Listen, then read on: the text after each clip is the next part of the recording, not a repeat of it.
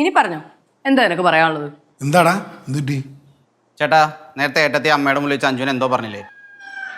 ഞാൻ അവിടെ ഉണ്ടായിരുന്നല്ലോ, ഞാനൊന്നും കേട്ടില്ലല്ലോ. പറഞ്ഞു. അമ്മ വീണ് കിടന്നാ പോലും ഞാൻ നോക്കില്ല, അവിടെ കൂടുതൽ സ്നേഹിക്കണം എന്നൊക്കെ പറഞ്ഞില്ലേ? അത് ഒരു തമാശയായിട്ട് പറഞ്ഞല്ലേ? എനിക്കത് വലിയ തമാശയായിട്ടൊന്നും തോന്നിയില്ല. ആ ഇതേ അമ്മ ഒന്നുമില്ല, നേരത്തെ വീണ് കിടന്നാൽ പോലും 5 തിരിഞ്ഞു നോക്കൂലെന്ന് ആവണി പറഞ്ഞ നമുക്ക് തമാശയായിട്ടല്ലേ തോന്നി? എനിക്കങ്ങനെയൊന്നും തോന്നിയില്ല. എന്നെ ഇവളെയും കൂടെ തെറ്റിക്കാനായിട്ട് മനഃപൂർവ്വം പറഞ്ഞായിട്ട് എനിക്ക് തോന്നിയത്. കേട്ടല്ല, ചേട്ടനിപ്പോ എന്തേലും പറയാണ്ടാ? ഏട്ടത്തി അഞ്ജുനോട് ക്ഷമ പറഞ്ഞേ പറ്റൂ. ക്ഷമേ എന്തിന്? അതറിയാതെ പറഞ്ഞാലടാ. 5 ഇത്ര മെച്ചൂർ ആയിട്ടുള്ള കുട്ടിയല്ലേ, സെൻസ് ഇല്ലേ, മനസ്സിലാവില്ലേ? എന്ന് വെച്ചാ ഞാൻ സെൻസ് ഇല്ലാത്ത ആളാണെന്നാണോ? വല്ല തെറ്റും പറ്റിയെങ്കിലല്ലേ ക്ഷമ പറയേണ്ട കാര്യമുള്ളൂ. ഞാനിവിടെ ഒരു തെറ്റും ചെയ്തിട്ടില്ല. അപ്പൊ നീ പറഞ്ഞതായ ഞാൻ വീണ് കിടന്ന ഇവളെന്നെ നോക്കൂലെന്ന്? അത് വീണ് കിടക്കുമ്പോഴല്ലേ, എന്നേലും വീഴട്ടെ, അപ്പൊ അറിയാം ആര് നോക്കുമെന്നുള്ളത്. അന്ന് ഇവളെ അമ്മയെ മര്യാദയ്ക്ക് നോക്കുവാണെങ്കിലേ ഞാൻ ഈ പറഞ്ഞതിന് അന്നേരം ക്ഷമ ചോദിച്ചോളാം. പറ്റില്ല, ഇപ്പൊ തന്നെ ക്ഷമ പറയണം. അത് നടക്കൂല്ല മോളെ. ചേട്ടാ, ഏട്ടത്തിനോട് ക്ഷമ പറയാൻ പറ. ഡാ നീ നിന്റെ ഭാര്യനെ വിളിച്ചോണ്ട് പോയേ. അത് പറ്റില്ല, ഏട്ടത്തി ക്ഷമ പറഞ്ഞേ പറ്റൂ.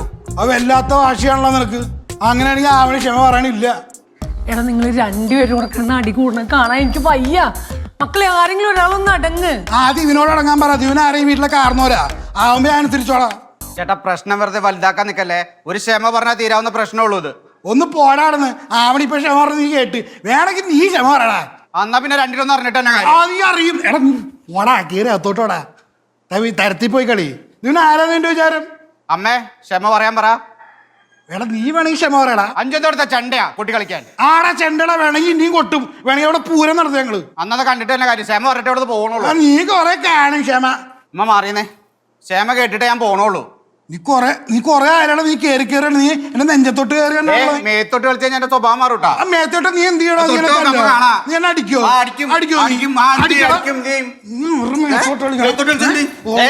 എടാ നീയൊക്കെ കാരണം ഇവളും ഇവളൊക്കെ കയറി പോലീസ് സ്റ്റേഷൻ കയറണമെന്ന് അതിന്റെ ഉടായ്പ ബിസിനസ് ആയിട്ട് നടന്നോളും. അവളുടെ റിയൽ എസ്റ്റേറ്റ് വലുതേക്കല്ലേ, വലുതാക്കല്ലേ. നീ ഇവിടെ ചെറുതാക്കല്ല. എടാ നീ കാരണം ഇവിടെ പോലീസ് ഒന്നും കയറില്ല. നീ ആരെ തള്ളണ? നീ ആരെ തള്ളണ? പൊക്കോയിന്ന് എവിടേക്ക് കയറി പോണ പേടിക്കാനാ?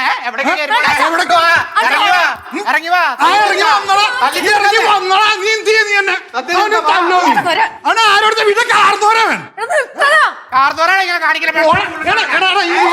നല്ലൊരു പേരുണ്ടായിരുന്നു വീട്. നീ ആയിട്ട് ചീത്ത പേരുണ്ടാക്കാണോ? എന്റെ അടുത്ത് തന്നെ നീ എന്റെ ചേട്ടനാവണ്ടാ. നീ എന്റെ അമ്മ ആയിരിക്കാൻ വേണ്ടത്. അത് അവന് എന്റെ ചേട്ടനാവണോ? എന്നോട് പറ. എടാ ഞാനേ ഈ വീട്ടിൽ ആദ്യം ജനിച്ചത്, അതുകൊണ്ടാണ് നീ ജനിച്ചത്. ഇത് കാണിക്കണം. നീ എന്താണ് കാണിച്ചു വിടണം? മിക്കവാറും പോലീസ് സ്റ്റേഷനിൽ ഈ വീട്ടിലോട്ട് ആക്കേണ്ടി വരും. അത്രമാത്രം കേസ് ഉണ്ടാക്കി വിടുന്നുണ്ട്. അവളുടെ അച്ഛന്റെ കൂട്ടുകാരെ അവൻ പറ്റിച്ചേക്കാണ്. സ്ഥലക്കച്ചവടം പറഞ്ഞോണ്ട്, ഇല്ലാത്ത സ്ഥലവും പറഞ്ഞോണ്ട്.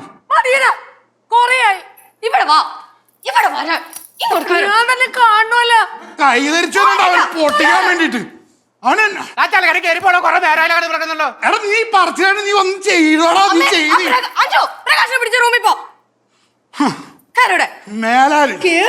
മേലാലിമാരി നിന്റെ ബിസിനസ് എടുത്തോടത്ത ഉടായ്പ സ്വഭാവം കാണിച്ചോണ്ട എന്റെ അടുത്ത് വന്നോണ്ടല്ല. നിനക്കാൻ വെച്ചിട്ടുണ്ടാ. വാ ഇങ്ങോട്ട് കേറ്.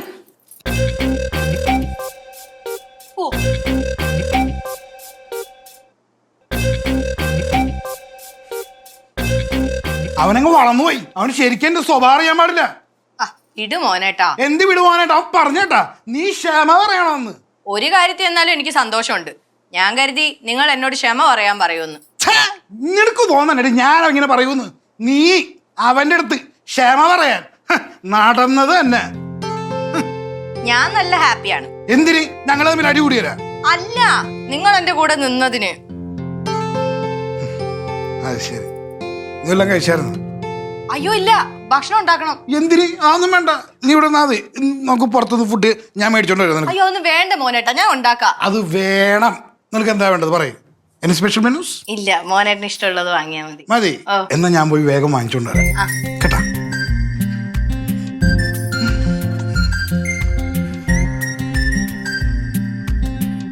പ്രകാശന അറിയില്ല. വേണ്ട വേണ്ട നോക്കുമ്പോ തലകറി നിരങ്ങണം. എന്തായാലും എനിക്ക് സന്തോഷമായി, നിങ്ങൾ എൻ്റെ കൂടെ നിന്നല്ലോ. പിന്നെ നിന്റെ കൂടെ നിൽക്കാണ്ട് ഞാൻ വേറെ ആരും എടുക്കും? അല്ലെങ്കിൽ എനിക്കറിയാം നിങ്ങൾ എൻ്റെ കൂടെ തന്നെ നിൽക്കുന്നു. എന്നൊരു കാര്യം പറയാം, ഇന്ന് നീ ഫുഡൊന്നും ഉണ്ടാക്കാൻ നിൽക്കണ്ട, ഞാൻ പുറത്തെ ഫുഡ് വാങ്ങിച്ചിട്ട് വരാം. അതിങ്ങനെ അങ്ങോട്ട് പറയാൻ നിൽക്കായിരുന്നു. അതെ, ഇന്ന് നീ ഏട്ടത്തിയുടെ പോയി വഴക്കൊന്നും ഉണ്ടാക്കാൻ നിൽക്കരുത് കേട്ടാ. ഇല്ല, പിന്നെ നിങ്ങൾ എൻ്റെ കൂടെ നിന്ന് ഇത്രയും സംസാരിച്ചതല്ലേ, അതുകൊണ്ട് തൽക്കാലം ഞാൻ എല്ലാം മറന്നു. അത് നിന്റെ വലിയ മനസ്സാ. അപ്പൊ ഞാൻ ഫുഡ് വാങ്ങിച്ചിട്ട് വരാം കേട്ടാ.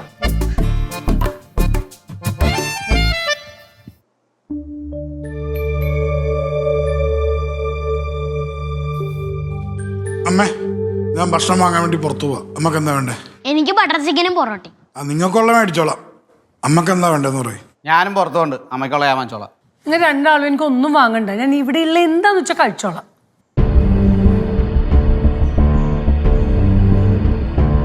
ദേ, നിങ്ങൾ രണ്ടുപേരോടും കൂടെ ഒരു കാര്യം പറയാം, എൻ്റെ മക്കളെ തമ്മിൽ തല്ലിക്കരുത് പ്ലീസ്.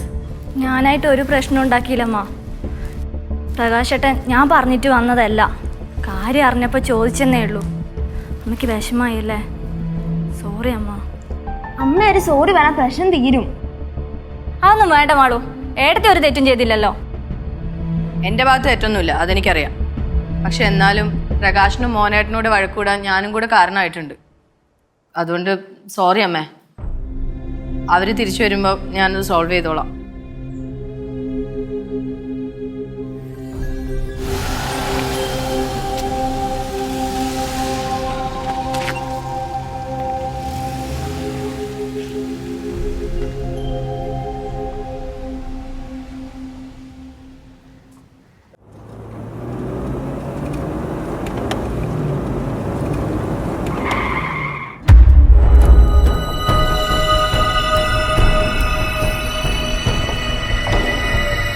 എന്താടാ നിനക്കണ തരണ?